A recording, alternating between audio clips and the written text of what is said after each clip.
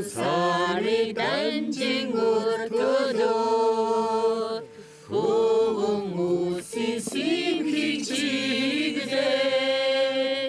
hukhrum yartak tingri khayaro, hurum isse shod botsla, amragme chime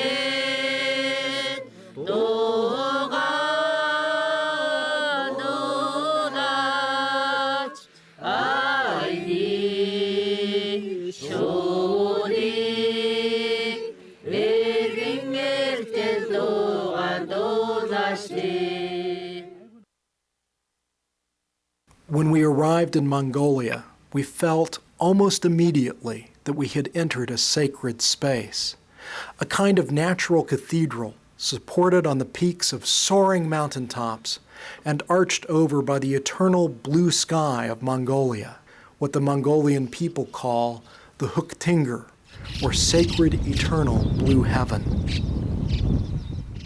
As we traveled across the Mongolian countryside, we were struck by the nature of the sacredness of space and of time.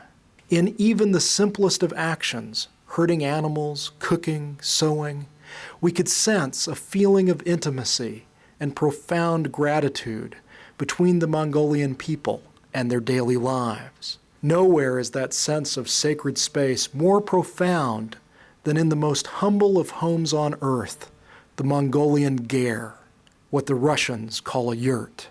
In the countryside, there are many, many traditions governing one's actions in a ger.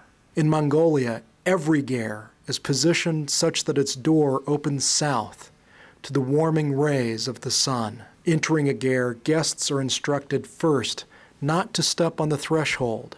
In the time of Chinggis Khan, this could have resulted in the penalty of death. Another tradition is to enter the ger with your right foot first. And once inside, everyone travels clockwise, entering the ger and going to the left or west. The western side of the ger is the place for the young men and children and guests. To the north is the place for the elders, with photographs of ancestors, relatives, the Buddha, or other religious icons. The east of the ger is the realm of the women, a space for cooking, cleaning, preparing, and repairing.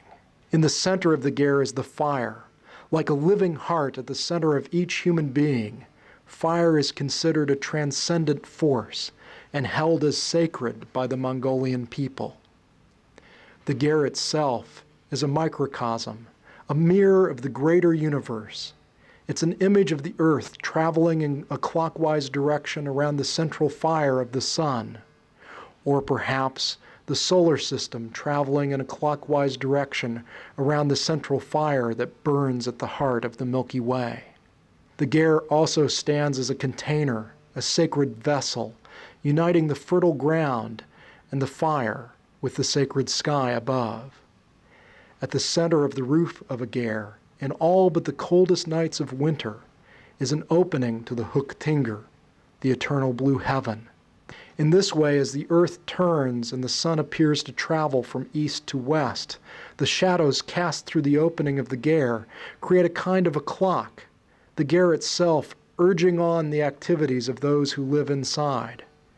Shadow, sunlight, and the ger combine to mark out the times to milk, to herd, to gather together for meals, to rest. The ger represents a remarkable advance in architecture. No other structure on earth is as durable, portable, and efficient in design and use of natural materials.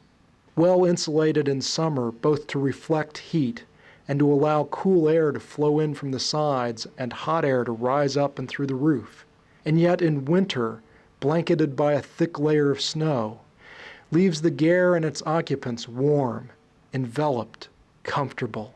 a safe home nestled between earth, fire, and sky in the harshest of environments.